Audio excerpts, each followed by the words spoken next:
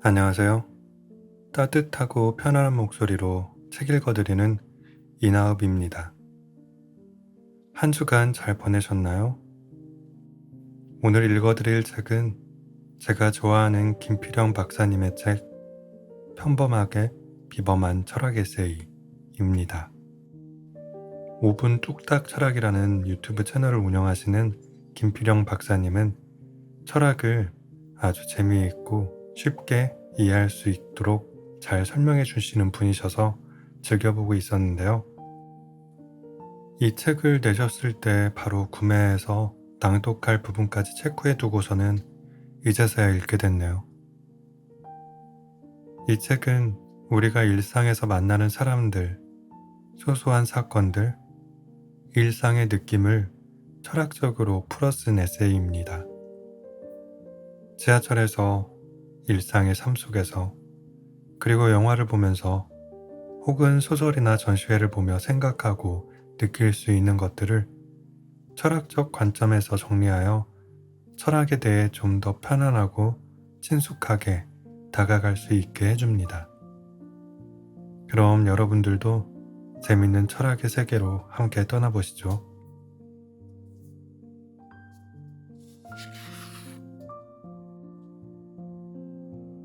카프카스러운 카프카의 변신. 2000년대에 가장 영향력 있는 소설가로 많은 사람들이 프란츠 카프카를 꼽습니다. 카프카의 소설은 스토리는 독창적이고 분위기는 혼란스러우며 문체는 독특합니다. 그래서 사람들은 그의 소설을 한마디로 카프카에스크, 즉 카프카스럽다라고 합니다. 카프카의 독창성을 다른 말로 형용하기가 힘들기 때문이겠죠. 카프카스럽다는 말의 사전적 의미는 수수께끼 같고 섬뜩하고 위협적이라는 것입니다.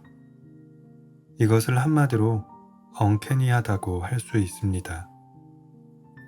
우리는 앞에서 프로이트의 정신분석학을 이야기하면서 언캐니 개념을 제시한 적이 있습니다. 그렇다면 카프카의 소설이 언캐니하다는 것은 무슨 의미일까요?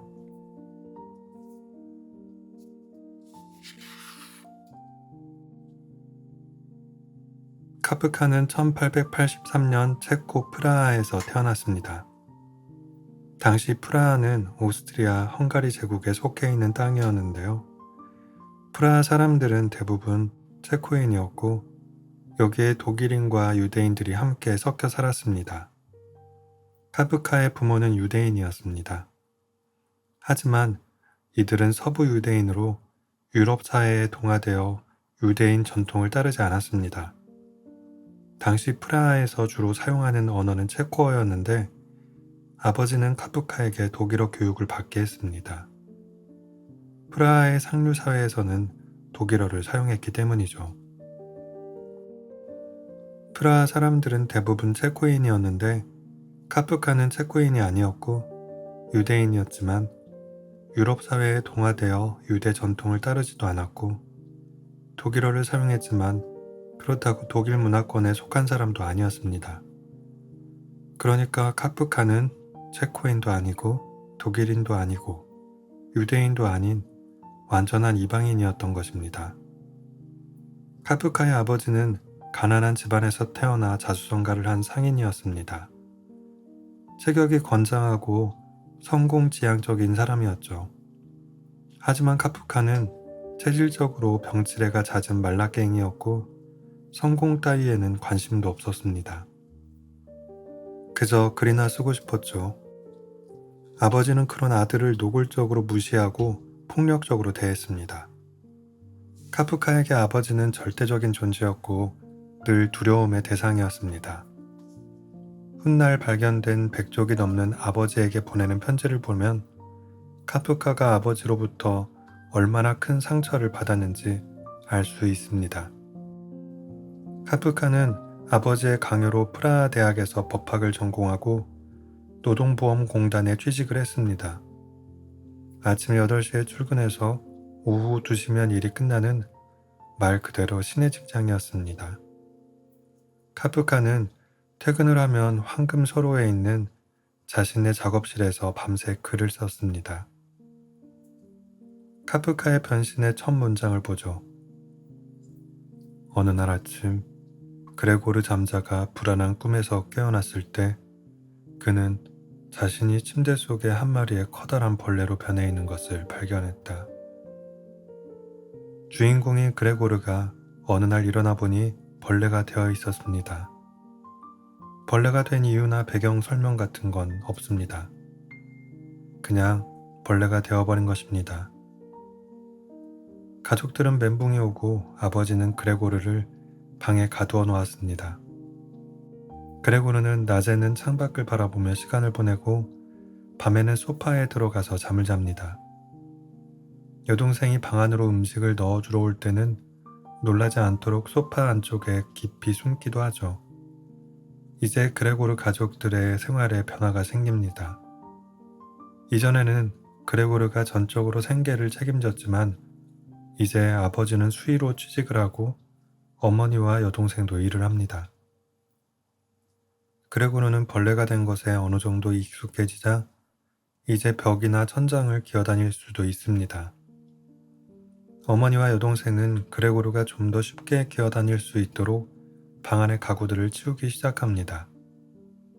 그런데 그레고르는 책상과 여자 사진이 있는 액자만은 남겨두고 싶었습니다.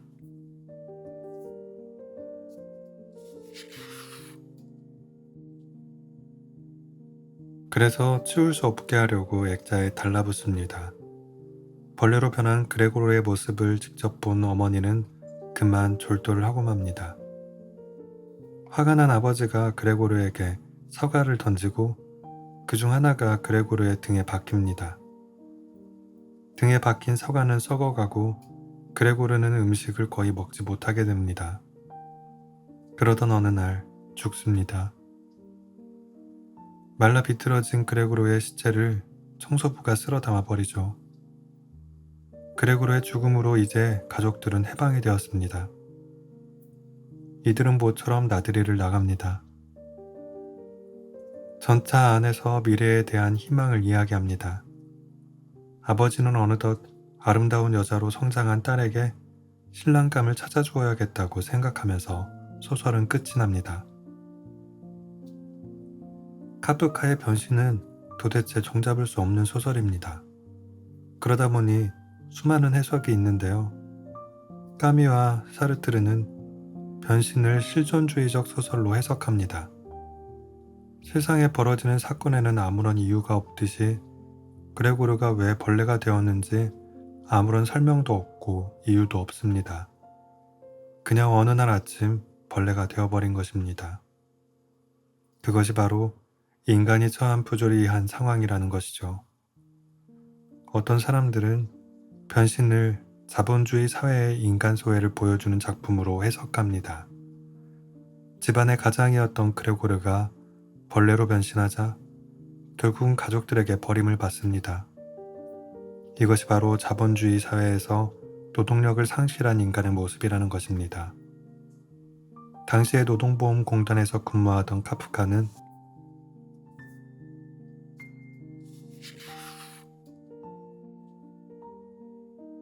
산재로 인해 노동력을 상실한 수많은 노동자들을 보았을 것입니다.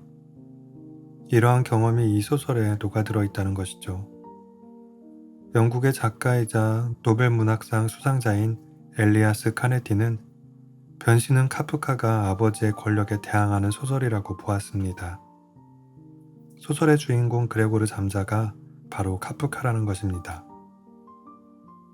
이름을 보면 잠자와 카프카의 철자 구조가 같죠. 카프카는 평생 아버지를 두려워했고 아버지에게 압도당했으며 한 번도 인정을 받지 못했습니다. 아버지를 자신의 힘으로 극복하거나 아버지에게 탈출하는 것은 불가능했죠. 하지만 카프카는 아버지에게 분노하거나 맞서지 않았습니다.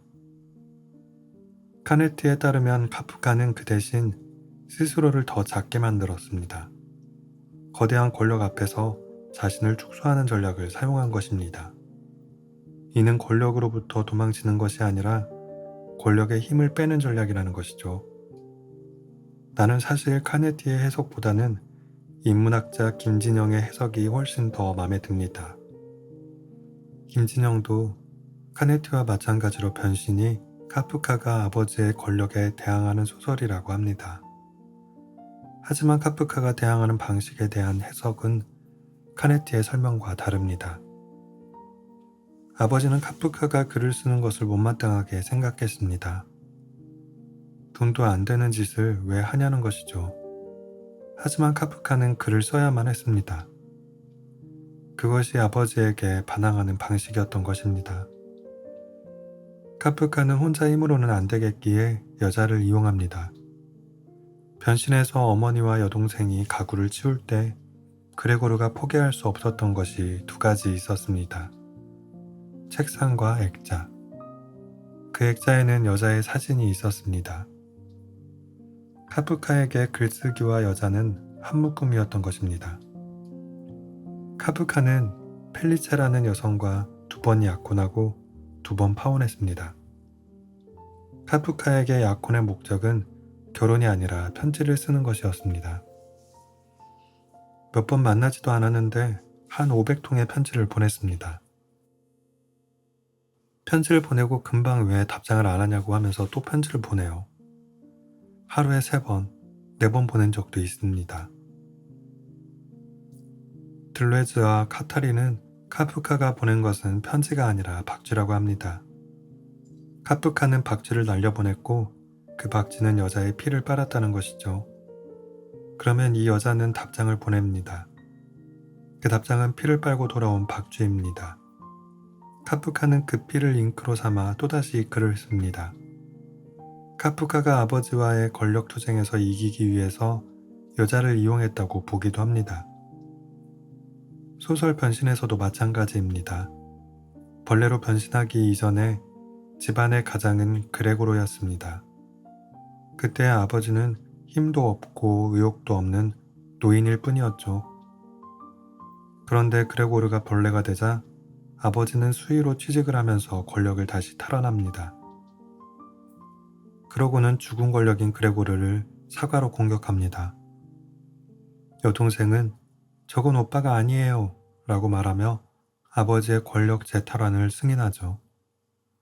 그런데 그레고르는 여동생이 바이올린을 연주할 때 그녀의 어깨까지 타고 올라가 목에 키스를 하는 상상을 합니다. 이것은 사실 키스가 아니라 흡혈입니다. 뱀파이어에게 물리면 뱀파이어가 되죠.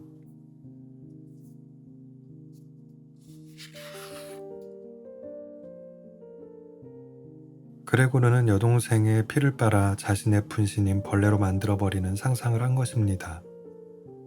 아버지는 여동생이 그레고르라는 사실을 모릅니다. 마지막 장면에서 아버지가 아름답고 생기로 가득 찬 딸을 보면서 흐뭇해하는 장면이 나옵니다.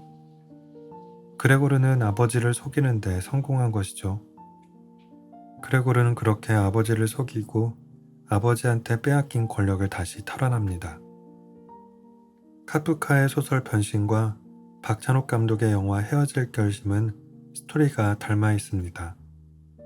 영화 헤어질 결심은 형사 해준이 어떤 남자의 추락사를 수사하면서 시작합니다. 형사 해준은 죽은 남자의 부인인 설애의 범행을 의심하지만 결국 남자가 자살한 것으로 결론을 내고 사건은 종결됩니다. 그런데 해준은 설애가 진짜 범인이라는 것을 우연히 알게 됩니다. 하지만 이미 설애를 사랑하게 된 해준은 수사를 그냥 무마해버리죠. 그때부터 설애도 해준을 사랑하게 됩니다. 설애는 해준의 마음을 간절히 원하지만 다가갈 수 없습니다. 두 사람의 관계는 피의자 대 형사의 관계이기 때문이죠. 시간이 흘러 둘은 다시 만납니다. 그런데 설애의 2번째 남편이 죽는 사건이 또 발생합니다. 설애와 해준은 서로를 간절히 원하지만 이번에도 피의자 대 형사의 관계입니다. 설애는 해준의 마음을 가지고 싶어 하지만 이제 그것이 불가능하다는 것을 압니다. 그래서 사라지기로 결심합니다. 바닷가에 모래구덩이를 파고 그 안에 들어가 바닷물이 차오를 때까지 기다립니다. 스스로를 바다에 묻어버린 것입니다. 뒤늦게 해준이 도착하지만 이미 바다에 묻힌 설애를 찾을 길이 없습니다. 그리고 영화는 끝이 납니다. 설애는 왜 스스로 바닷속으로 들어갔을까요? 그것은 해준의 마음속으로 들어가기 위해서였습니다.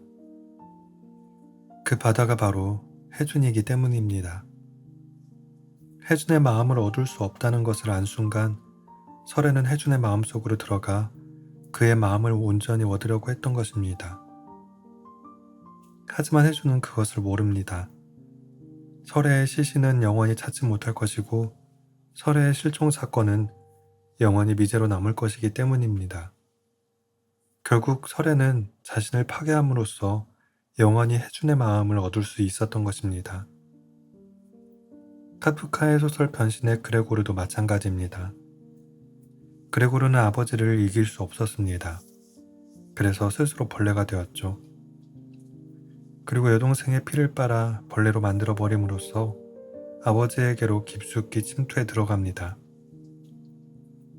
하지만 아버지는 그것을 모릅니다. 아버지는 한껏 성숙해진 딸을 보고 흐뭇해하기만 합니다. 결국 그레고르는 자신을 파괴함으로써 아버지와의 권력 투쟁에서 승리한 것입니다. 자기 희생이 없으면 아무것도 얻을 수 없습니다. 자기 것을 내놓아야 남의 것을 가질 수 있다는 말이죠. 자기의 것을 내놓을 게 없을 때는 자기 자신이라도 내놓아야 합니다. 그래서 설애는 바닷속으로 들어가는 방법으로, 그레고르는 벌레가 되는 방법으로 자기 자신을 내놓았던 것입니다.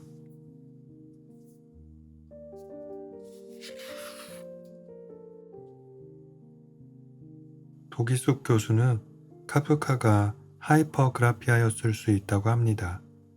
하이퍼그라피아란 글쓰기에 집착하는 일종의 정신질환을 말하는데 환자들은 보통 조증과 우울증을 반복하며 과대망상을 동반하기도 합니다. 조증의 상태로 들어가면 강박적으로 글을 쓰고 우울증 상태로 들어가면 두통과 불면증, 불안증을 앓습니다. 강박적 글쓰기, 두통, 불면증, 불안증 모두 카프카에 해당되는 것들이죠. 하이퍼그라피아 환자들의 글쓰기에는 특징이 있습니다. 자폐적 성향이 강하기 때문에 내면의 생각의 흐름을 씁니다. 상징적이고 암호 같아서 해독이 어렵습니다. 그래서 카프카의 변신을 해석할 수 없었던 것입니다. 독일의 사회학자이자 철학자 테오도어 아도르노는 카프카의 모든 문장이 나를 해석해보라 라고 말하지만 그 어떤 문장도 나의 해석을 허용하지 않는다고 말했습니다. 하이퍼그라피아의 환자들은 글을 쓰는 것 자체가 목적이지 누군가에게 보여주기 위한 목적으로 글을 쓰는 것이 아닙니다. 카프카도 자기 글이 누군가에게 읽혀지는 것에 큰 관심이 없었습니다. 친구인 막스 브로트에게 자신이 죽은 후에 자기 글을 불태워달라는 유언을 남겼죠. 불행인지 다행인지 브로트는 카프카의 유고들을 모두 모아 출판했습니다. 그래서 오늘날 우리가 카프카를 읽을 수 있게 된 것입니다. 앞에서 나는 카프카스러운이라는 형용사의 사전적 의미가 수수께끼 같고 섬뜩하고 위협적이라고 설명했습니다. 그만큼 카프카의 소설은 카프카스럽습니다. 현실도 아니고 판타지도 아닌 그 중간지대에서 전개되기 때문입니다. 아예 판타지면 그런가 보다 하고 읽겠지만 큰 줄거리는 판타지인데 전개되는 디테일한 사건들은 너무나도 현실적입니다. 카프카는 약혼녀 펠리체에게 보낸 편지에서 짧은 소설은 한 번 쓰기 시작하면 20시간 안에 끝내야 한다고 했습니다. 자신의 무의식에서 소용돌이치는 이미지들을 검열 없이 한 번에 쏟아내야 한다는 것이죠. 하지만 무의식은 이미지고 의식은 글이죠. 따라서 무의식을 글로 옮기는 행위는 의식 없이는 불가능합니다. 즉 카프카는 의식과 무의식의 경계에서 글을 썼던 것입니다. 그래서 그의 글은 현실도 아니고 판타지도 아닌 그 경계에 있습니다. 의식과 무의식의 경계, 현실과 판타지의 경계, 이것이야말로 카프카스럽다라고 할 만합니다. 그래서 카프카스럽다는 말과 프로이트의 언캐니 개념이 연결됩니다. 언캐니는 어원적으로 상반된 두 가지 의미를 가지고 있죠. 하나는 친숙한, 하나는 낯선입니다. 친숙한 의식과 낯선 무의식, 친숙한 현실과 낯선 판타지. 카프카의 소설은 이 두 상반된 분위기를 가지고 있기 때문에 카프카스러운 것입니다.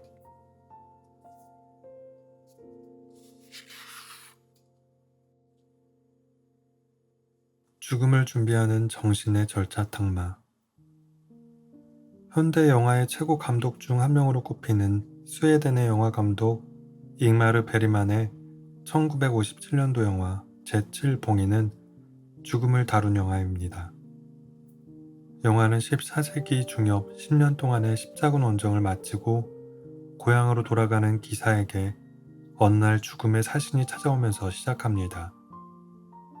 기사는 사신에게 체스 게임을 하자고 제안하고 체스가 진행되는 동안 자신의 죽음을 유예해 줄 것을 요청합니다. 죽음의 사신은 그 제안을 흔쾌히 받아들이죠. 죽음을 유예시켜 놓은 기사는 신이 존재하는지, 삶의 의미가 무엇인지, 죽음이 무엇인지를 알고 싶어 합니다. 하지만 그 어디에서도 그에 대한 대답은 찾을 수 없었죠. 마을에서는 흑사병이 돌아 수많은 사람이 죽어나갔고 흑사병을 신의 저주라고 생각한 사람들은 스스로를 채찍질하며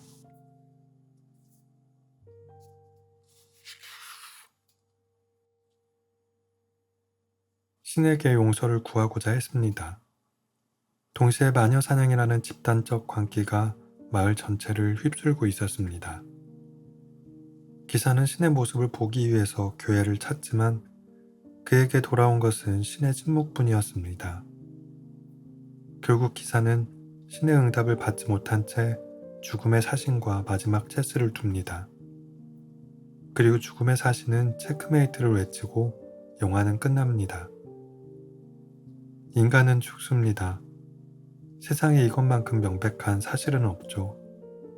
인간은 죽기 때문에 자신의 삶의 의미를 묻습니다. 만약에 인간이 영원히 산다면 아마도 삶의 의미 따위는 묻지 않을 것입니다. 따라서 죽음이 없다면 철학도 없었을 것입니다. 인간은 죽기 때문에 삶의 의미를 묻는 것이고 삶의 의미를 묻는 것이 바로 철학입니다. 수많은 철학자들이 죽음이 무엇인지에 대해서 이야기를 했고 또 죽음을 어떻게 받아들여야 하는지 직접적으로 보여주었습니다. 죽음, 그것이 바로 이번 글의 주제입니다. 소크라테스는 아테네의 신을 믿지 않으며 아테네 청년들을 타락시킨다는 이유로 재판에 회부되었습니다. 당시의 재판은 일반 시민이 재판 과정에 참여하는 배심원제였습니다. 먼저 고발인이 소크라테스가 왜 유죄인지를 주장했고 이후 소크라테스는 자신이 왜 무죄인지 변호를 했습니다. 그리고 500명의 배심원들이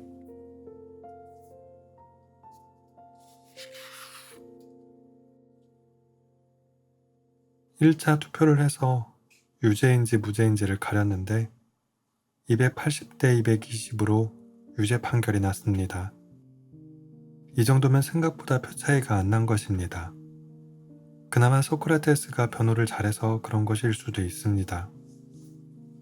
2차 투표는 형량에 대한 투표인데 고발인과 소크라테스가 각자 합당하다고 생각하는 형량을 제시하고 배심원들이 선택을 합니다. 먼저 고발인은 소크라테스를 사형시켜야 한다고 주장했습니다. 사실 여기에서 소크라테스는 유죄를 깔끔하게 인정하고 낮은 형량을 제시하면 될 상황이었어요. 1차 투표에서 근소하게 유죄 판결이 나온 것으로 보아 배심원들이 소크라테스의 죄를 그리 크게 보지는 않았다는 것을 알 수 있습니다. 그런데 소크라테스는 2차 변호에서 광역 도발을 시전합니다. 자신이 얼마나 위대한지 니들은 모른다는 둥, 사실 자신은 국가 유공자급으로 대우받아야 한다는 둥, 이상한 말을 합니다. 그래도 뭐 벌금을 내라면 내겠다고 합니다. 읍소를 해도 시원찮을 판에 이런 식으로 도발을 하자 배심원들이 열받았습니다. 그래서 2차 투표에서 360대 140으로 압도적 차이로 사형이 선고됩니다. 1차 투표에서 무죄라고 생각했던 배심원이 220명이었는데 이 중에 80명이 사형에 투표를 한 것입니다. 소크라테스는 사형 선고를 받고 마지막 진술에서 이런 말을 합니다. 이제 떠나야 할 시간이 되었습니다. 각자 자기의 길을 갑시다. 나는 죽기 위해서, 여러분은 살기 위해서. 어느 쪽이 더 좋은가는 오직 신만이 알 뿐입니다. 소크라테스는 감옥에서 사형 집행을 기다립니다. 친구인 크라톤이 탈옥을 권유합니다. 사실 당시에는 뇌물만 조금 쓰면 탈옥이 그다지 어렵지 않았습니다. 그런데 소크라테스는 탈옥을 거부하죠. 평생 아테네의 법률에 따라 살았는데 조금 불리하다고 해서 법률을 어기는 것은 자신의 신념에 맞지 않다는 이유였습니다. 이에 크리톤은 소크라테스가 탈옥하지 않으면 사람들이 자기에게 돈 몇 푼 때문에 친구를 죽게 내버려 두었다고 비난할 것이라고 합니다. 그러니 제발 탈옥을 해달라는 거죠. 하지만 소크라테스는 결국 감옥에서 독배를 마시고 죽습니다. 사실 재판 과정에서 대충 타협하면 벌금형으로 막을 수도 있었고 감옥에서 탈옥할 수도 있었는데 어찌 보면 자발적으로 죽음을 선택한 것이라고 볼 수 있습니다. 18세기 프랑스 화가 자크 루이 다비드의 소크라테스의 죽음은 감옥에서 독배를 마시기 직전의 상황을 그린 것입니다. 소크라테스는 영혼의 불멸을 믿었습니다. 그래서 죽으면 육체를 벗어던지고 홀가분하게 영혼의 세계로 갈 수 있다고 생각했죠. 그는 죽으면 오르페우스, 헤시오도스, 호메로스를 만날 수 있어서 기대가 된다는 말도 합니다. 그 영혼의 세계가 바로 저기 위에 있다는 것입니다. 소크라테스는 먼저 가 있을게 라고 하면서 손가락으로 하늘을 가리키고 있습니다. 영혼의 불멸을 믿었던 소크라테스에게 죽음은 더 이상 두려운 것이 아니었습니다. 어떤 사람들은 인간이 죽음의 공포에서 벗어나기 위해서 종교를 발명했다고 합니다. 죽음에 대한 공포가 인간으로 하여금 신이 존재하고 영혼의 세계가 존재하며 죽으면 환생을 한다는 믿음을 가지게 했다는 것이죠.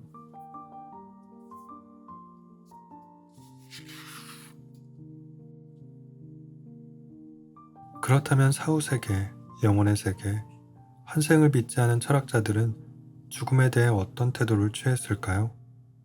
대표적으로 두 가지 입장이 있습니다. 기원전 3세기 무렵 알렉산드로스 대왕이 헬레니즘 제국을 건설했을 때부터 기원 후 2세기 로마 제국 시기까지의 철학을 헬레니즘 철학이라고 합니다. 헬레니즘 철학자들의 관심은 사변적 문제가 아니라 실천적 문제였습니다. 보편적 진리가 아니라 개인의 행복이나 삶의 태도에 관한 것이었죠. 이들은 어떻게 살 것인가, 어떻게 죽을 것인가를 물었습니다. 사실 이 두 질문은 같은 질문입니다. 인간의 삶은 죽음으로 완성되고 인간은 죽음이 있어야 삶의 의미를 묻기 때문입니다. 헬레니즘 철학의 두 기둥은 에피쿠로스 학파와 스토아 학파입니다. 죽음에 대한 이 두 학파의 태도는 소크라테스와 다릅니다. 이 두 학파 모두 유물론을 받아들였기 때문입니다. 이들에게 인간의 정신은 물질적인 것이었고 따라서 죽으면 인간의 정신도 그냥 흩어져 없어져 버린다고 봤습니다. 그래서 인간이 죽으면 영혼이 저세상으로 가니 마니 하는 것을 말할 필요조차 없었죠. 에피쿠로스 학파와 스토아 학파는 죽음을 어떻게 대했을까요? 에피쿠로스 학파 사람들은 인간의 감정에는 쾌락과 고통의 딱 두 가지 상태만이 있다고 보았습니다. 그래서 인간이 행복해지기 위해서는 쾌락을 추구해야 한다고 합니다. 그런데 문제는 과도한 쾌락은 고통이란 것이죠.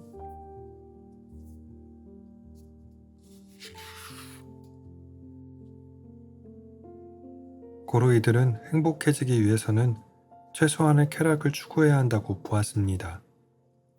에피쿠로스는 이렇게 말했습니다. 물과 빵만 있으면 나는 신도 부럽지 않다. 물론 그때 치즈도 있었다고 합니다. 하지만 자주 먹지 않았어요. 치즈를 매일 먹으면 그 맛을 만끽할 수가 없다는 이유에서였죠. 최소한의 쾌락을 가지고 최대한의 쾌락 효과를 얻겠다는 것이죠. 이들은 쾌락에 대한 관점을 달리 봄으로써 과도한 쾌락이 주는 고통의 문제를 해결하려고 했습니다. 에피쿠로스 학파 사람들의 이러한 태도는 죽음에 대한 태도에서도 똑같이 나타납니다. 이들은 우리가 죽음을 두려워할 필요가 없다고 합니다.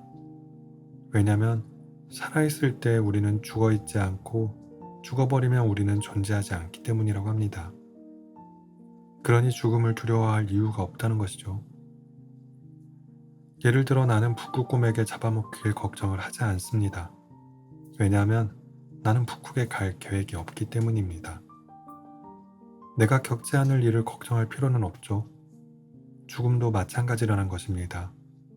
죽음은 우리가 경험하지 못하는 것이므로 걱정할 일이 아니라는 것이죠. 이처럼 에피쿠로스 학파 사람들은 죽음에 대한 관점을 달리 봄으로써 죽음에 대한 공포를 해결하려 한 것처럼 보입니다. 스토아 학파 사람들은 세계를 하나의 연극으로 보았습니다. 이 연극의 감독은 신이고 시나리오는 로고스이며 배우들이 바로 인간입니다. 내가 맡은 배역은 행운의 주인공 신데렐라일 수도 있고 비극의 주인공 햄릿일 수도 있습니다. 하지만 대부분 우리는 지나가는 행인이거나 전쟁터의 병사들 아니면 그냥 시체들일 것입니다. 설령 그렇다 손 치더라도 내 배역이 정해진 이상 애드립을 치지 말고 시나리오대로 살다가 가라고 합니다. 배우가 시나리오를 바꾸는 것은 월권이죠. 배우는 자신의 시나리오, 즉 자신의 운명을 받아들여야 한다는 것입니다. 그래서 이들은 죽음을 묵묵하게 자신의 운명으로 받아들이는 태도를 취합니다. 스토아 학파의 창시자인 키티온의 제노는 독배를 마시고 죽음을 의연하게 맞이한 소크라테스를 매우 존경했습니다. 그리고 그도 스스로 목숨을 끊는 선택을 합니다. 전해져 오는 이야기에 따르면 제노는 계단에서 넘어져 발가락이 부러졌을 때 그것을 대지로 돌아가야 한다는 징표로 받아들였습니다. 그리고 죽음아, 무엇 때문에 나를 부르느냐? 내가 갈게. 라고 하고는 스스로 목을 졸라 죽었다고 합니다. 네로 황제의 스승이었던 세네카는 역모를 꾀했다는 의심을 사게 됩니다. 네로 황제로부터 스스로 목숨을 끊으라는 명령을 받습니다. 세네카는 동맥을 끊었지만 피가 빨리 흘러나오지 않자 피를 빨리 돌게 하기 위해 뜨거운 욕조 안에서 서서히 죽어갔습니다. 이때 세네카는 욕조의 물을 주피터 신의 거룩한 물이라고 했답니다. 명예롭게 죽고 싶었던 것이죠. 로마 원로원의 소 카토는 카이사르 독재의 지배를 받느니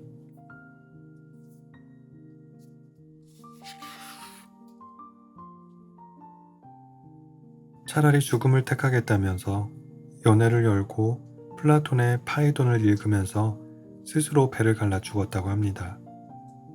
나중에 단테는 신곡에 소 카토를 등장시킵니다.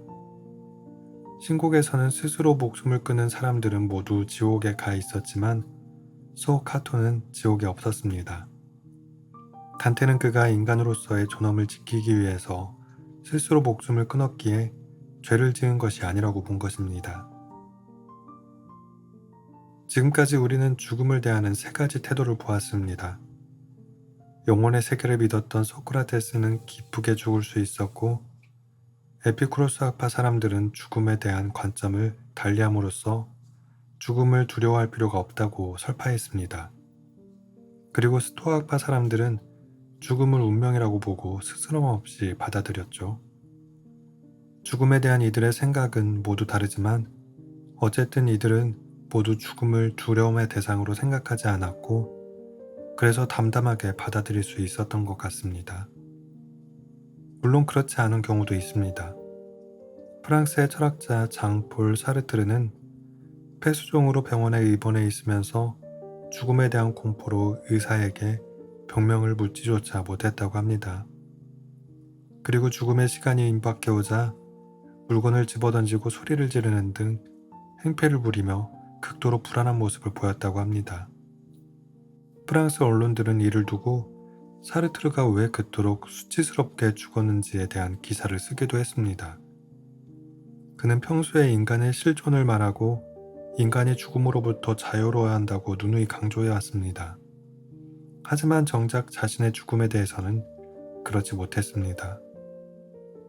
그의 철학과 사상이 죽음 앞에서 초라하게 무너진 것입니다.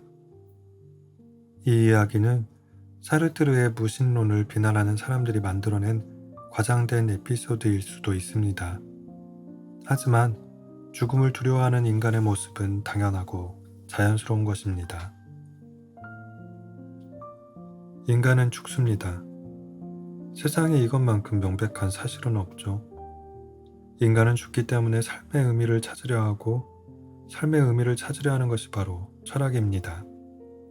그래서 철학을 공부한다는 것은 죽음을 잘 맞이하는 법을 배우는 것이라고 할 수도 있습니다. 죽음을 잘 맞이하기 위해서는 나의 정신이 죽음의 공포에 단련되어야 합니다. 물론 단련 방식에는 여러 가지가 있을 수 있습니다. 소크라테스처럼 영혼에 대한 믿음을 가지는 방식도 있고 에피쿠로스 학파 사람들처럼 죽음에 대한 새로운 관점을 가지는 방식을 취할 수도 있습니다. 그리고 스토아파 사람들처럼 죽음을 운명으로 담담하게 받아들일 준비를 하는 방식도 있습니다. 어떤 방식을 선택하든 그것은 여러분의 몫입니다.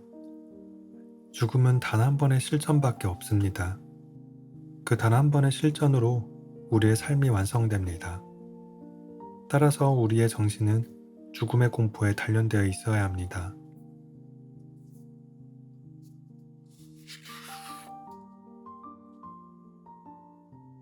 그러기 위해서는 죽음이 무엇인지, 어떤 태도로 죽음을 맞이할 것인지에 대한 확고한 생각을 가져야 합니다. 나는 이것을 죽음의 공포를 견디기 위한 정신의 절차탕마라고 생각합니다. 그리고 어떤 점에서는 그것이 바로 철학의 본질이라고 할 수 있습니다.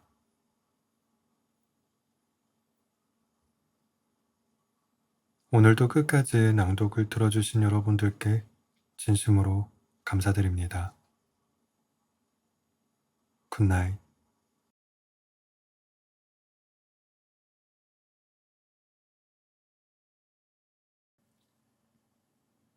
안녕하세요. 따뜻하고 편안한 목소리로 책 읽어드리는 이나읍입니다. 한 주간 잘 보내셨나요? 오늘 읽어드릴 책은 제가 좋아하는 김필영 박사님의 책 평범하게 비범한 철학 에세이입니다. 5분 뚝딱 철학이라는 유튜브 채널을 운영하시는 김필영 박사님은 철학을 아주 재미있고 쉽게 이해할 수 있도록 잘 설명해 주시는 분이셔서 즐겨보고 있었는데요. 이 책을 내셨을 때 바로 구매해서 낭독할 부분까지 체크해 두고서는 이제서야 읽게 됐네요. 이 책은 우리가 일상에서 만나는 사람들, 소소한 사건들, 일상의 느낌을 철학적으로 풀어쓴 에세이입니다. 지하철에서, 일상의 삶 속에서, 그리고 영화를 보면서 혹은 소설이나 전시회를 보며 생각하고 느낄 수 있는 것들을 철학적 관점에서 정리하여 철학에 대해 좀 더 편안하고 친숙하게 다가갈 수 있게 해줍니다. 그럼 여러분들도 재밌는 철학의 세계로 함께 떠나보시죠.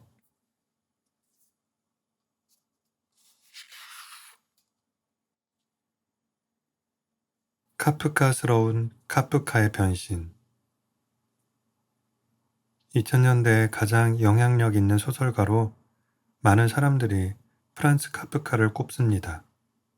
카프카의 소설은 스토리는 독창적이고 분위기는 혼란스러우며 문체는 독특합니다. 그래서 사람들은 그의 소설을 한마디로 카프카에스크, 즉 카프카스럽다라고 합니다. 카프카의 독창성을 다른 말로 형용하기가 힘들기 때문이겠죠. 카프카스럽다는 말의 사전적 의미는 수수께끼 같고 섬뜩하고 위협적이라는 것입니다. 이것을 한마디로 언캐니하다고 할 수 있습니다. 우리는 앞에서 프로이트의 정신분석학을 이야기하면서 언캐니 개념을 제시한 적이 있습니다.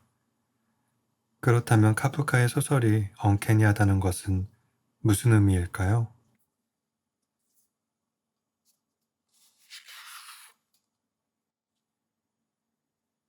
카프카는 1883년 체코 프라하에서 태어났습니다. 당시 프라하는 오스트리아 헝가리 제국에 속해 있는 땅이었는데요. 프라하 사람들은 대부분 체코인이었고 여기에 독일인과 유대인들이 함께 섞여 살았습니다. 카프카의 부모는 유대인이었습니다.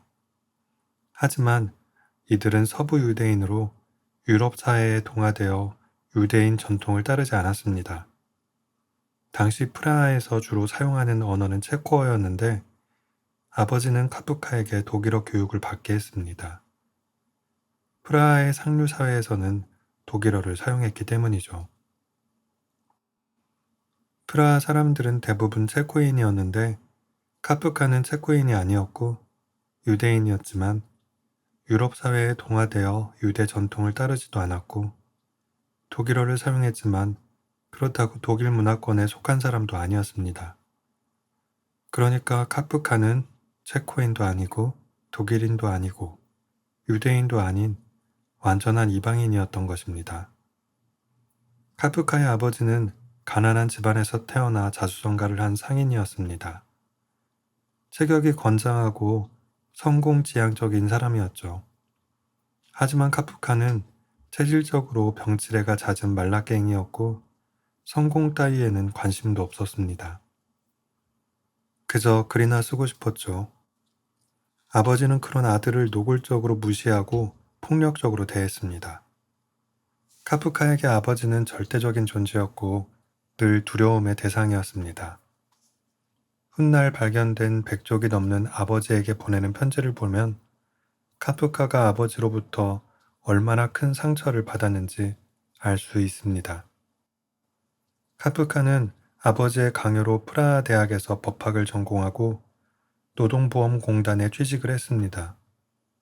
아침 8시에 출근해서 오후 2시면 일이 끝나는 말 그대로 신의 직장이었습니다. 카프카는 퇴근을 하면 황금 서로에 있는 자신의 작업실에서 밤새 글을 썼습니다.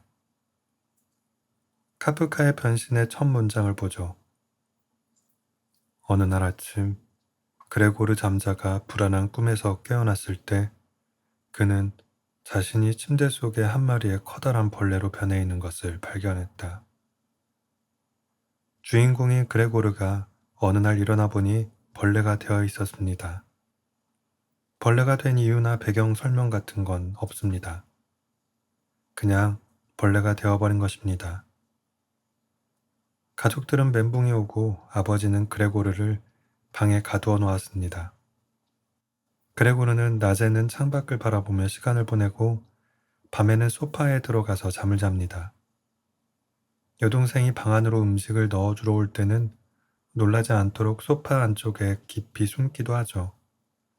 이제 그레고르 가족들의 생활에 변화가 생깁니다. 이전에는 그레고르가 전적으로 생계를 책임졌지만 이제 아버지는 수의로 취직을 하고 어머니와 여동생도 일을 합니다. 그레고르는 벌레가 된 것에 어느 정도 익숙해지자 이제 벽이나 천장을 기어다닐 수도 있습니다.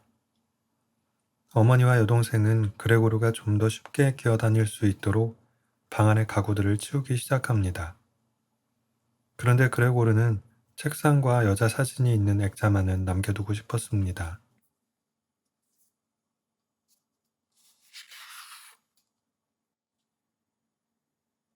그래서 치울 수 없게 하려고 액자에 달라붙습니다. 벌레로 변한 그레고르의 모습을 직접 본 어머니는 그만 졸도를 하고 맙니다. 화가 난 아버지가 그레고르에게 서가를 던지고 그중 하나가 그레고르의 등에 박힙니다. 등에 박힌 서가는 썩어가고 그레고르는 음식을 거의 먹지 못하게 됩니다. 그러던 어느 날 죽습니다. 말라 비틀어진 그레고르의 시체를 청소부가 쓸어 담아버리죠. 그레고르의 죽음으로 이제 가족들은 해방이 되었습니다. 이들은 모처럼 나들이를 나갑니다. 전차 안에서 미래에 대한 희망을 이야기합니다. 아버지는 어느덧 아름다운 여자로 성장한 딸에게 신랑감을 찾아주어야겠다고 생각하면서 소설은 끝이 납니다. 카프카의 변신은 도대체 종잡을 수 없는 소설입니다. 그러다 보니 수많은 해석이 있는데요. 까미와 사르트르는 변신을 실존주의적 소설로 해석합니다. 세상에 벌어지는 사건에는 아무런 이유가 없듯이 그레고르가 왜 벌레가 되었는지 아무런 설명도 없고 이유도 없습니다. 그냥 어느 날 아침 벌레가 되어버린 것입니다.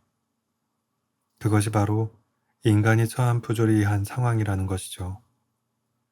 어떤 사람들은 변신을 자본주의 사회의 인간 소외를 보여주는 작품으로 해석합니다. 집안의 가장이었던 그레고르가 벌레로 변신하자 결국은 가족들에게 버림을 받습니다. 이것이 바로 자본주의 사회에서 노동력을 상실한 인간의 모습이라는 것입니다. 당시에 노동보험공단에서 근무하던 카프카는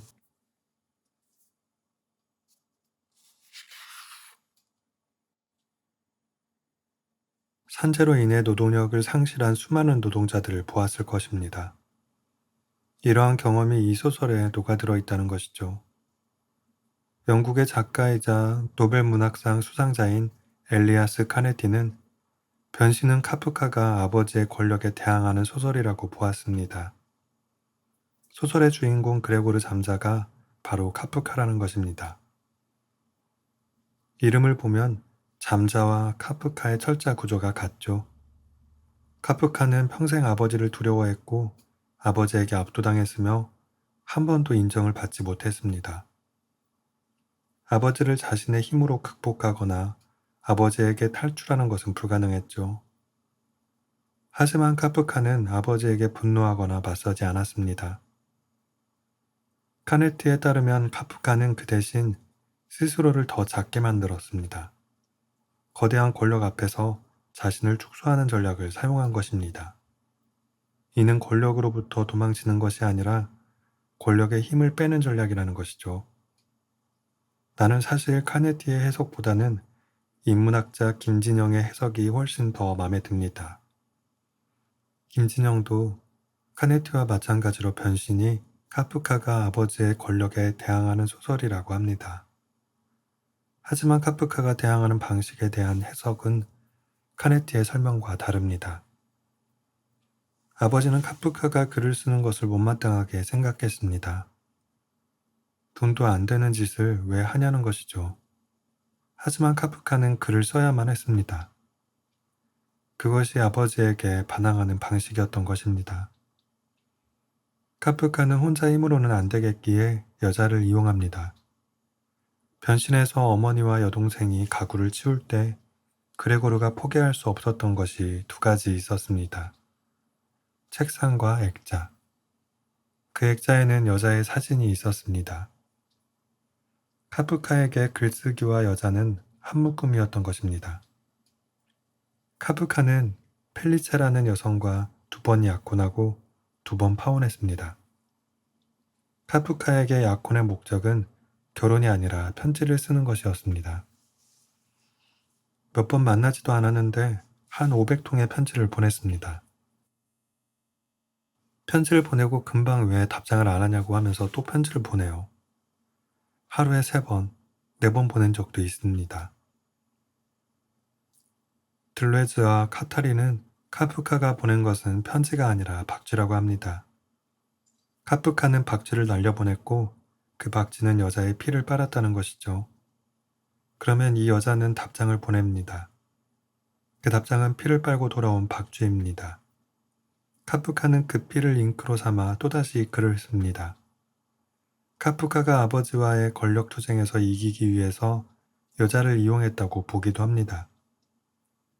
소설 변신에서도 마찬가지입니다. 벌레로 변신하기 이전에 집안의 가장은 그레고로였습니다. 그때 아버지는 힘도 없고 의욕도 없는 노인일 뿐이었죠. 그런데 그레고르가 벌레가 되자 아버지는 수의로 취직을 하면서 권력을 다시 탈환합니다. 그러고는 죽은 권력인 그레고르를 사과로 공격합니다. 여동생은 저건 오빠가 아니에요 라고 말하며 아버지의 권력 재탈환을 승인하죠. 그런데 그레고르는 여동생이 바이올린을 연주할 때 그녀의 어깨까지 타고 올라가 목에 키스를 하는 상상을 합니다. 이것은 사실 키스가 아니라 흡혈입니다. 뱀파이어에게 물리면 뱀파이어가 되죠.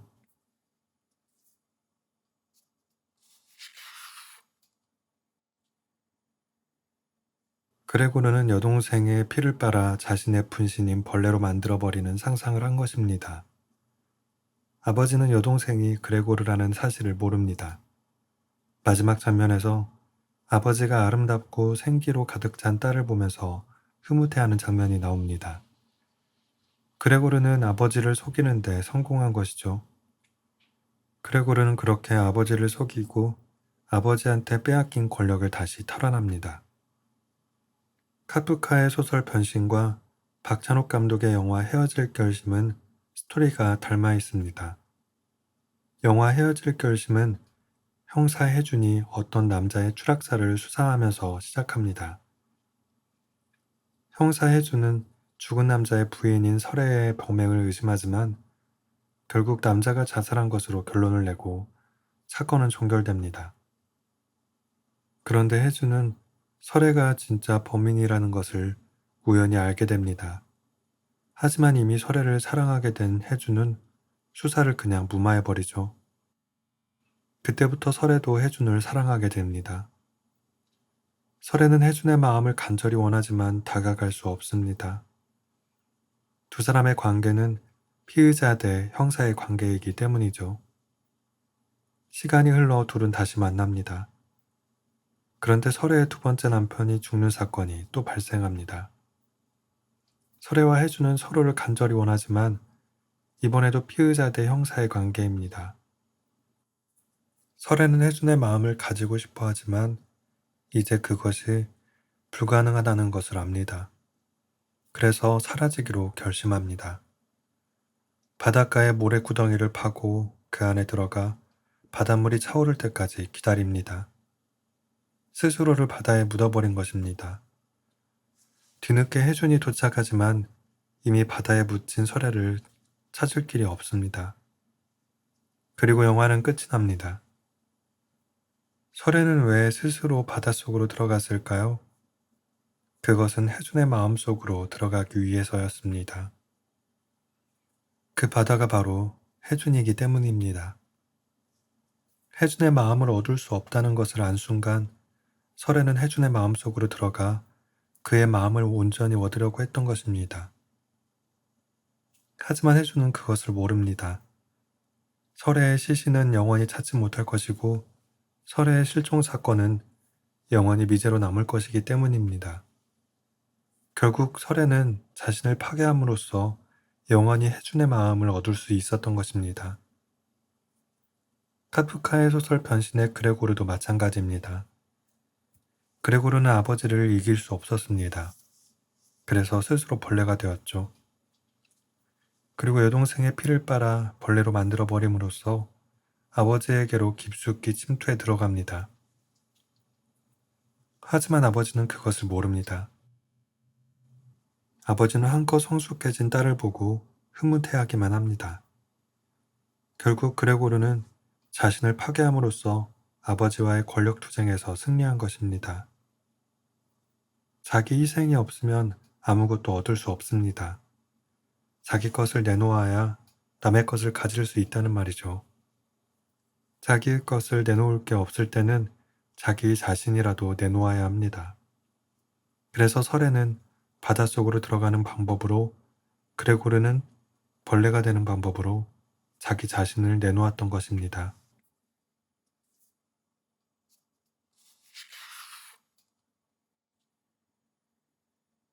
도기숙 교수는 카프카가 하이퍼그라피아였을 수 있다고 합니다. 하이퍼그라피아란 글쓰기에 집착하는 일종의 정신질환을 말하는데, 환자들은 보통 조증과 우울증을 반복하며 과대망상을 동반하기도 합니다. 조증의 상태로 들어가면 강박적으로 글을 쓰고, 우울증 상태로 들어가면 두통과 불면증, 불안증을 앓습니다. 강박적 글쓰기, 두통, 불면증, 불안증 모두 카프카에 해당되는 것들이죠. 하이퍼그라피아 환자들의 글쓰기에는 특징이 있습니다. 자폐적 성향이 강하기 때문에 내면의 생각의 흐름을 씁니다. 상징적이고 암호 같아서 해독이 어렵습니다. 그래서 카프카의 변신을 해석할 수 없었던 것입니다. 독일의 사회학자이자 철학자 테오도어 아도르노는 카프카의 모든 문장이 나를 해석해보라 라고 말하지만 그 어떤 문장도 나의 해석을 허용하지 않는다고 말했습니다. 하이퍼그라피아의 환자들은 글을 쓰는 것 자체가 목적이지 누군가에게 보여주기 위한 목적으로 글을 쓰는 것이 아닙니다. 카프카도 자기 글이 누군가에게 읽혀지는 것에 큰 관심이 없었습니다. 친구인 막스 브로트에게 자신이 죽은 후에 자기 글을 불태워달라는 유언을 남겼죠. 불행인지 다행인지 브로트는 카프카의 유고들을 모두 모아 출판했습니다.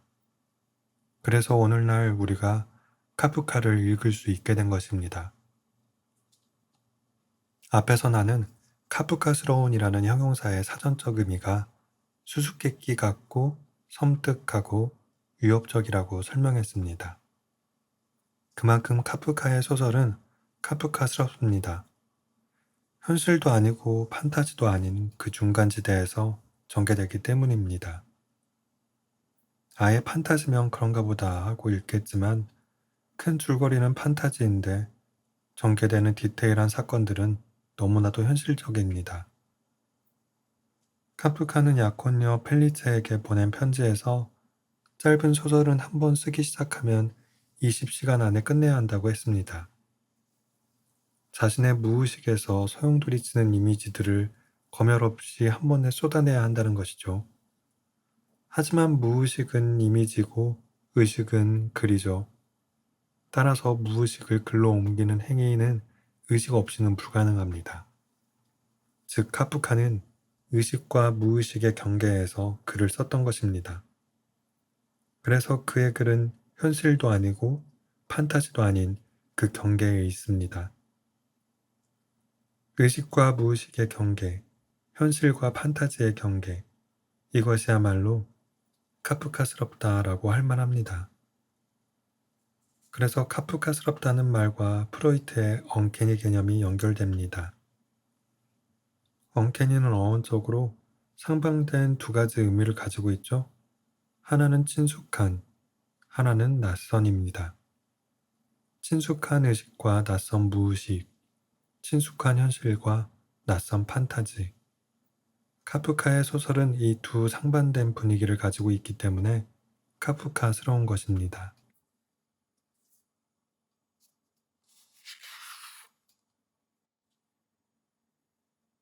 죽음을 준비하는 정신의 절차탕마.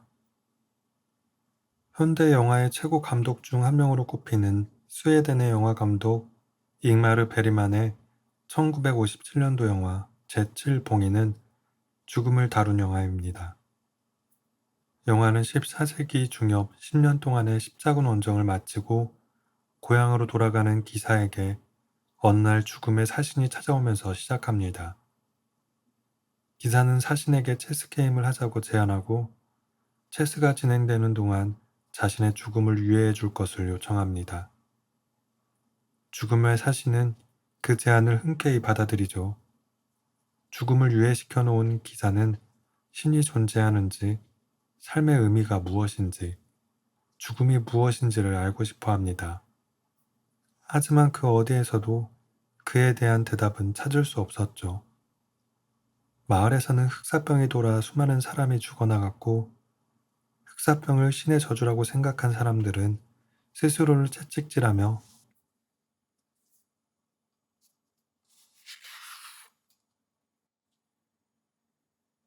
신에게 용서를 구하고자 했습니다. 동시에 마녀사냥이라는 집단적 광기가 마을 전체를 휩쓸고 있었습니다. 기사는 신의 모습을 보기 위해서 교회를 찾지만 그에게 돌아온 것은 신의 침묵뿐이었습니다. 결국 기사는 신의 응답을 받지 못한 채 죽음의 사신과 마지막 체스를 둡니다. 그리고 죽음의 사신은 체크메이트를 외치고 영화는 끝납니다. 인간은 죽습니다. 세상에 이것만큼 명백한 사실은 없죠. 인간은 죽기 때문에 자신의 삶의 의미를 묻습니다. 만약에 인간이 영원히 산다면 아마도 삶의 의미 따위는 묻지 않을 것입니다. 따라서 죽음이 없다면 철학도 없었을 것입니다. 인간은 죽기 때문에 삶의 의미를 묻는 것이고 삶의 의미를 묻는 것이 바로 철학입니다. 수많은 철학자들이 죽음이 무엇인지에 대해서 이야기를 했고 또 죽음을 어떻게 받아들여야 하는지 직접적으로 보여주었습니다. 죽음, 그것이 바로 이번 글의 주제입니다. 소크라테스는 아테네의 신을 믿지 않으며 아테네 청년들을 타락시킨다는 이유로 재판에 회부되었습니다. 당시의 재판은 일반 시민이 재판 과정에 참여하는 배심원제였습니다. 먼저 고발인이 소크라테스가 왜 유죄인지를 주장했고 이후 소크라테스는 자신이 왜 무죄인지 변호를 했습니다. 그리고 500명의 배심원들이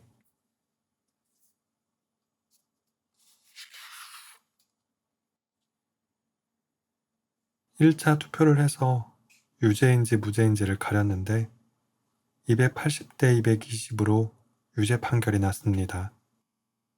이 정도면 생각보다 표 차이가 안 난 것입니다. 그나마 소크라테스가 변호를 잘해서 그런 것일 수도 있습니다. 2차 투표는 형량에 대한 투표인데 고발인과 소크라테스가 각자 합당하다고 생각하는 형량을 제시하고 배심원들이 선택을 합니다. 먼저 고발인은 소크라테스를 사형시켜야 한다고 주장했습니다. 사실 여기에서 소크라테스는 유죄를 깔끔하게 인정하고 낮은 형량을 제시하면 될 상황이었어요. 1차 투표에서 근소하게 유죄 판결이 나온 것으로 보아 배심원들이 소크라테스의 죄를 그리 크게 보지는 않았다는 것을 알 수 있습니다. 그런데 소크라테스는 2차 변호에서 광역 도발을 시전합니다. 자신이 얼마나 위대한지 니들은 모른다는 둥, 사실 자신은 국가 유공자급으로 대우받아야 한다는 둥, 이상한 말을 합니다. 그래도 뭐 벌금을 내라면 내겠다고 합니다. 읍소를 해도 시원찮을 판에 이런 식으로 도발을 하자 배심원들이 열받았습니다. 그래서 2차 투표에서 360대 140으로 압도적 차이로 사형이 선고됩니다. 1차 투표에서 무죄라고 생각했던 배심원이 220명이었는데 이 중에 80명이 사형에 투표를 한 것입니다. 소크라테스는 사형 선고를 받고 마지막 진술에서 이런 말을 합니다. 이제 떠나야 할 시간이 되었습니다. 각자 자기의 길을 갑시다. 나는 죽기 위해서, 여러분은 살기 위해서. 어느 쪽이 더 좋은가는 오직 신만이 알 뿐입니다. 소크라테스는 감옥에서 사형 집행을 기다립니다. 친구인 크라톤이 탈옥을 권유합니다. 사실 당시에는 뇌물만 조금 쓰면 탈옥이 그다지 어렵지 않았습니다. 그런데 소크라테스는 탈옥을 거부하죠. 평생 아테네의 법률에 따라 살았는데 조금 불리하다고 해서 법률을 어기는 것은 자신의 신념에 맞지 않다는 이유였습니다. 이에 크리토는 소크라테스가 탈옥하지 않으면 사람들이 자기에게 돈 몇 푼 때문에 친구를 죽게 내버려 두었다고 비난할 것이라고 합니다. 그러니 제발 탈옥을 해달라는 거죠. 하지만 소크라테스는 결국 감옥에서 독배를 마시고 죽습니다. 사실 재판 과정에서 대충 타협하면 벌금형으로 막을 수도 있었고 감옥에서 탈옥할 수도 있었는데 어찌 보면 자발적으로 죽음을 선택한 것이라고 볼 수 있습니다. 18세기 프랑스 화가 자크루이 다비드의 소크라테스의 죽음은 감옥에서 독배를 마시기 직전의 상황을 그린 것입니다. 소크라테스는 영혼의 불멸을 믿었습니다. 그래서 죽으면 육체를 벗어던지고 홀가분하게 영혼의 세계로 갈 수 있다고 생각했죠. 그는 죽으면 오르페우스, 헤시오도스, 호메로스를 만날 수 있어서 기대가 된다는 말도 합니다. 그 영혼의 세계가 바로 저기 위에 있다는 것입니다. 소크라테스는 먼저 가 있을게 라고 하면서 손가락으로 하늘을 가리키고 있습니다. 영혼의 불멸을 믿었던 소크라테스에게 죽음은 더 이상 두려운 것이 아니었습니다. 어떤 사람들은 인간이 죽음의 공포에서 벗어나기 위해서 종교를 발명했다고 합니다. 죽음에 대한 공포가 인간으로 하여금 신이 존재하고 영혼의 세계가 존재하며 죽으면 환생을 한다는 믿음을 가지게 했다는 것이죠.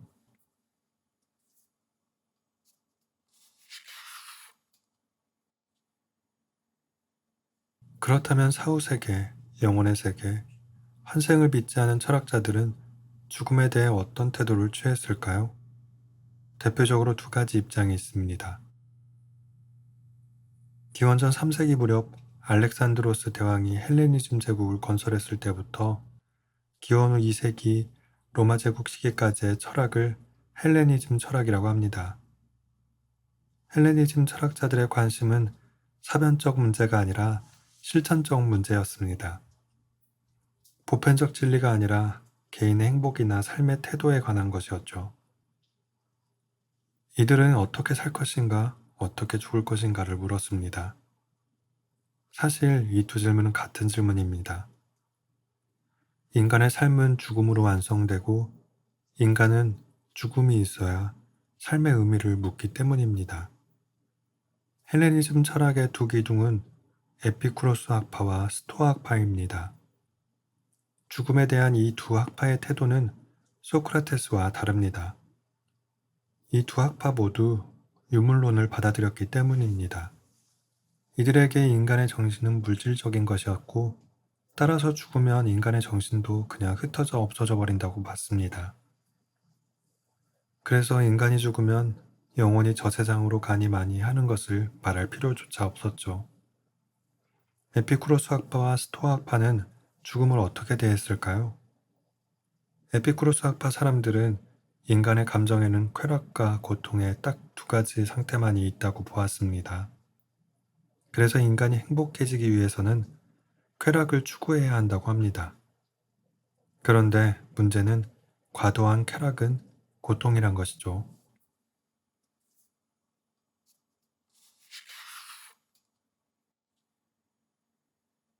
고로 이들은 행복해지기 위해서는 최소한의 쾌락을 추구해야 한다고 보았습니다. 에피쿠로스는 이렇게 말했습니다. 물과 빵만 있으면 나는 신도 부럽지 않다. 물론 그때 치즈도 있었다고 합니다. 하지만 자주 먹지 않았어요. 치즈를 매일 먹으면 그 맛을 만끽할 수가 없다는 이유에서였죠. 최소한의 쾌락을 가지고 최대한의 쾌락 효과를 얻겠다는 것이죠. 이들은 쾌락에 대한 관점을 달리 봄으로써 과도한 쾌락이 주는 고통의 문제를 해결하려고 했습니다. 에피쿠로스 학파 사람들의 이러한 태도는 죽음에 대한 태도에서도 똑같이 나타납니다. 이들은 우리가 죽음을 두려워할 필요가 없다고 합니다. 왜냐하면 살아있을 때 우리는 죽어있지 않고 죽어버리면 우리는 존재하지 않기 때문이라고 합니다. 그러니 죽음을 두려워할 이유가 없다는 것이죠. 예를 들어 나는 북극곰에게 잡아먹힐 걱정을 하지 않습니다. 왜냐하면 나는 북극에 갈 계획이 없기 때문입니다. 내가 겪지 않을 일을 걱정할 필요는 없죠. 죽음도 마찬가지라는 것입니다. 죽음은 우리가 경험하지 못하는 것이므로 걱정할 일이 아니라는 것이죠. 이처럼 에피쿠로스 학파 사람들은 죽음에 대한 관점을 달리 봄으로써 죽음에 대한 공포를 해결하려 한 것처럼 보입니다. 스토아 학파 사람들은 세계를 하나의 연극으로 보았습니다. 이 연극의 감독은 신이고 시나리오는 로고스이며 배우들이 바로 인간입니다. 내가 맡은 배역은 행운의 주인공 신데렐라일 수도 있고 비극의 주인공 햄릿일 수도 있습니다. 하지만 대부분 우리는 지나가는 행인이거나 전쟁터의 병사들 아니면 그냥 시체들일 것입니다. 설령 그렇다 손 치더라도 내 배역이 정해진 이상 애드립을 치지 말고 시나리오대로 살다가 가라고 합니다. 배우가 시나리오를 바꾸는 것은 월권이죠. 배우는 자신의 시나리오, 즉 자신의 운명을 받아들여야 한다는 것입니다.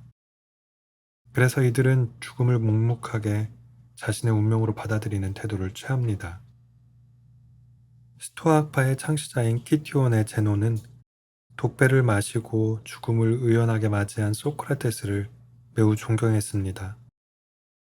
그리고 그도 스스로 목숨을 끊는 선택을 합니다.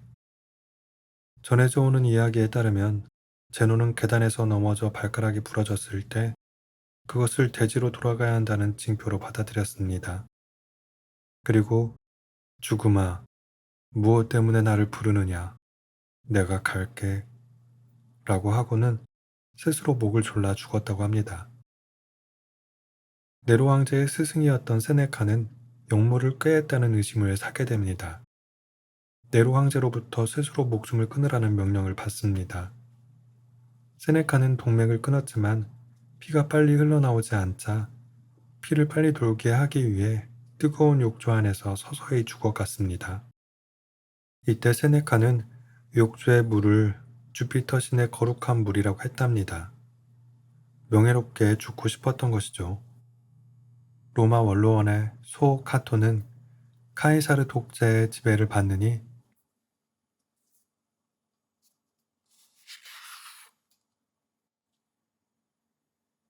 차라리 죽음을 택하겠다면서 연회를 열고 플라톤의 파이돈을 읽으면서 스스로 배를 갈라 죽었다고 합니다.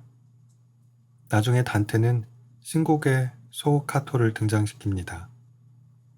신곡에서는 스스로 목숨을 끊은 사람들은 모두 지옥에 가 있었지만 소 카토는 지옥에 없었습니다. 단테는 그가 인간으로서의 존엄을 지키기 위해서 스스로 목숨을 끊었기에 죄를 지은 것이 아니라고 본 것입니다.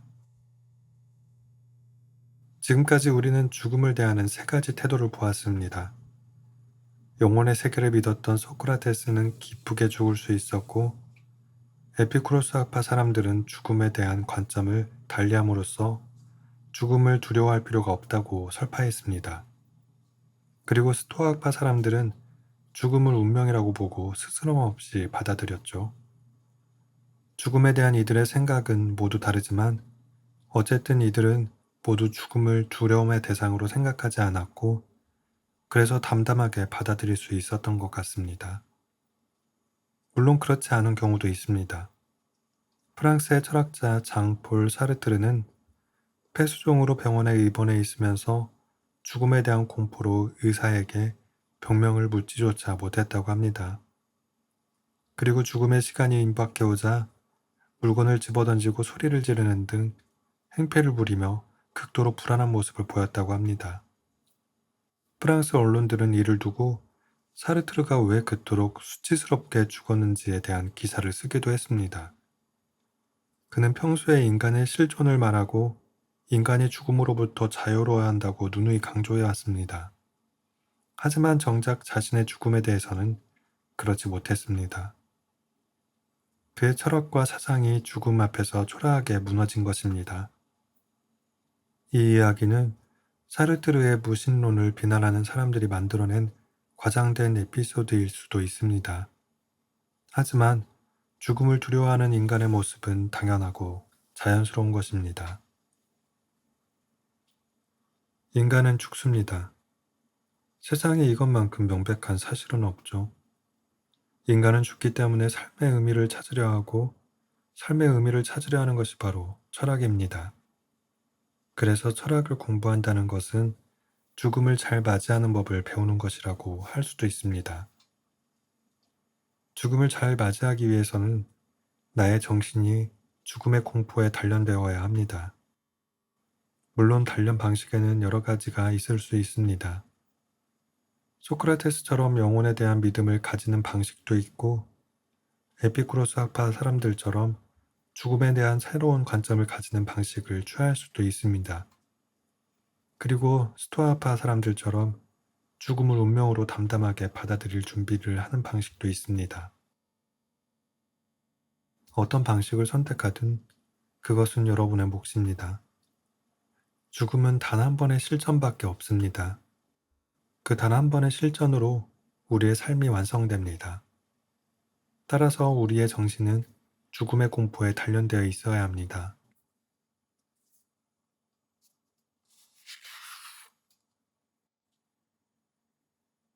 그러기 위해서는 죽음이 무엇인지, 어떤 태도로 죽음을 맞이할 것인지에 대한 확고한 생각을 가져야 합니다.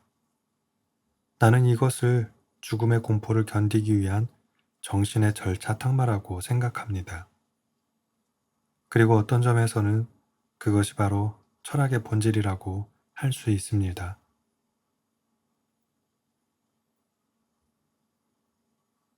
오늘도 끝까지 낭독을 들어주신 여러분들께 진심으로 감사드립니다. 굿나잇.